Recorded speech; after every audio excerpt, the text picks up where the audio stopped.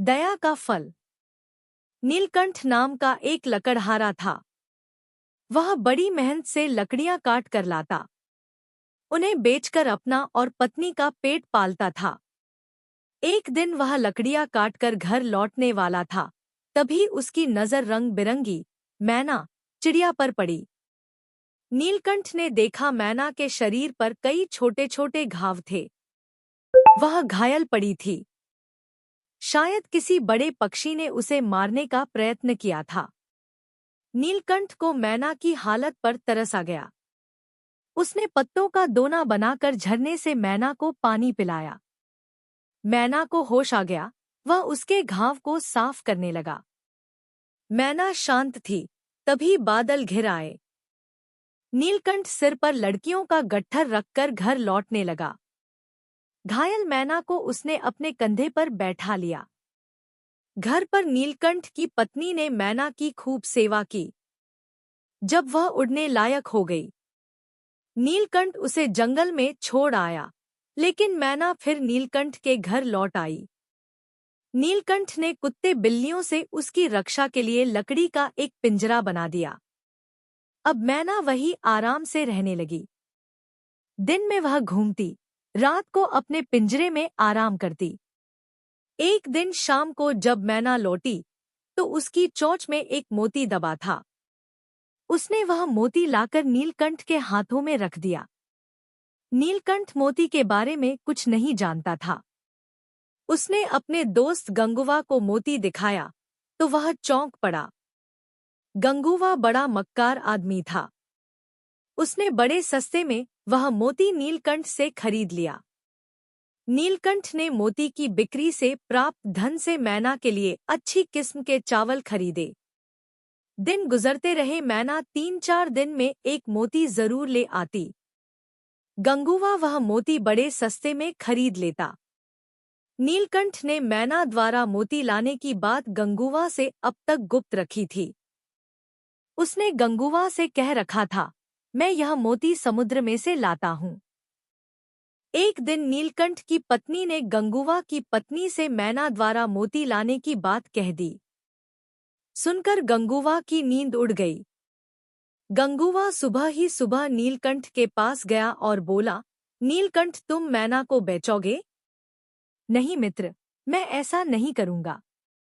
देख लो, मैं मैना को 1000 रुपए में खरीद सकता हूँ, मगर मैं तो किसी भी कीमत पर मैना को बेच ही नहीं सकता। मैना मुझे अब तो औलाद के समान प्रिय है। देख लो, 1000 रुपए कम नहीं है नीलकंठ। नीलकंठ ने कहा, मित्र, मैं मैना को नहीं बेच सकता। गंगूवा अपना सा मुंह लेकर लौट गया, किंतु वह शांत बैठने वाला नहीं था। उसी रात उसने मैना को चोरी करने का निश्चय किया। इसी इरादे से वह नीलकंठ के घर में घुसा। नीलकंठ की नींद खुल गई। वह पिंजरा लेकर भागते हुए गंगूवा के पीछे दौड़ा और उसकी टांग पकड़कर गिरा दिया। इसी आपाधापी में मैना का पिंजरा खुल गया। उसने अपनी चोंच के प्रहार से गंगूवा का चेहरा लहूलुहान कर दिया। गंगूवा जैसे तैसे अपनी जान बचाकर भागा। अगली सुबह जब नीलकंठ जंगल में जाने की तैयारी कर रहा था, तभी राज्य के राज्यपाल तोमर के नौकर उसके घर आ धमके। वे उसे गंगूवा की हत्या के प्रयास के आरोप में पकड़ने आए थे। नीलकंठ को गंगूवा पर बड़ा क्रोध आया। वह मैना की चोरी सफल न होने पर हत्या जैसा बड़ा आरोप उस पर लगा बैठा था। नीलकंठ ने राज्यपाल के सामने अपनी लाख सफाई दी, लेकिन वह न माना।